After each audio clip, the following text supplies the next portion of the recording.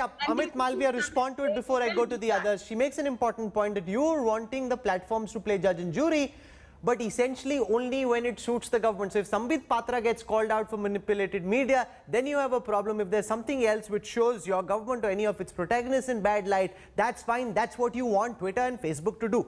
Amit Malviya. Rahul, that is not the case. Let me just make a very clear distinction.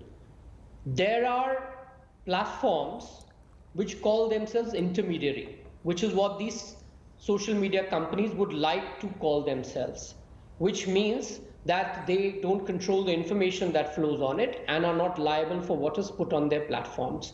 On the other side, they sit and editorialize, which essentially means that you take down certain things which you think is not appropriate or you don't approve of, or you tag certain content as manipulated media because you seem to have certain information which is not there in the public domain, and so on and so forth.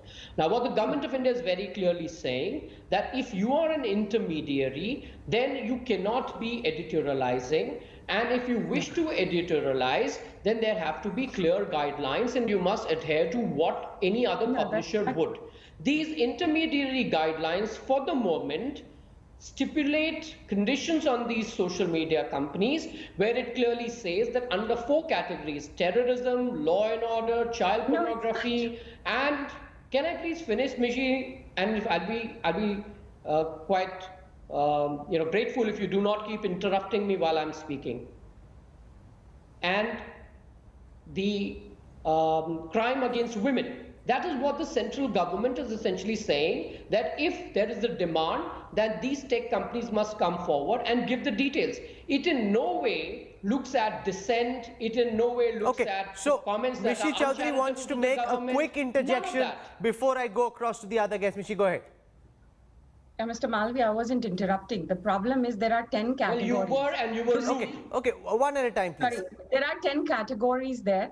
And those categories are not the only categories which you lay out, which is usually said child pornography, terrorism, and protection of women. You haven't read the directive. I'm sorry, you're ill-informed. Amit, let us speak, please. Rude. Mr. Malviya, I have been working on these rules for a very long time. We participated in the consultation. Amit, you interjected, and I said don't interfere. And I told Mishi that very clearly while you're speaking.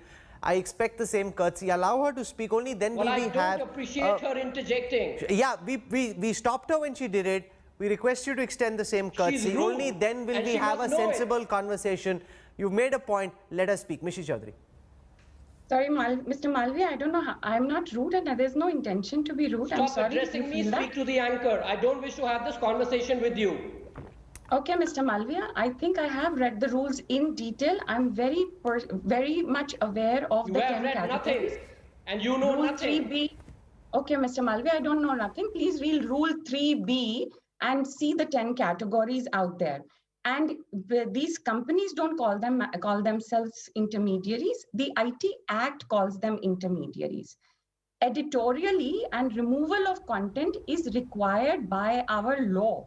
It is not that they go and what you are speaking, they don't change what you are speaking. They can either take it down, they can block access to it. What they can do is they can also label certain things to inform the users as it is required by law. The idea here, Rahul, is that in early aughts, and even when the Silicon Valley was starting, it was pretty clear that if I speak something on a platform, then I should be liable for it, not the platform itself. That is why US came with Section 213, the Communication Decency Act. In India, what happened, if we remember Bazi.com, which was like eBay, Mr. Avnish Bajaj, who was the CEO of Bazi.com, he was arrested because some objectionable material, which was on a CD, which was being sold on his website by some person, ex-person, he was just selling it. But Mr. Avnish Bajaj, the CEO, actually was arrested.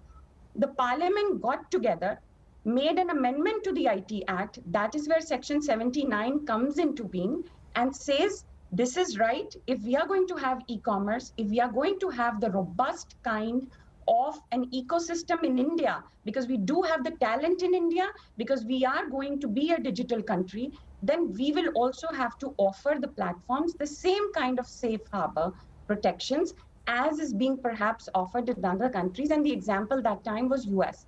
That's when these platforms were designated at Section 79. And I have to say, the UPA government also came up with this kind of subordinate legislation. These legislation and rules that time were challenged in the Supreme Court in the Shreya Singhal matter and were discussed in detail. So platforms don't themselves designate it, our law designates Okay. it.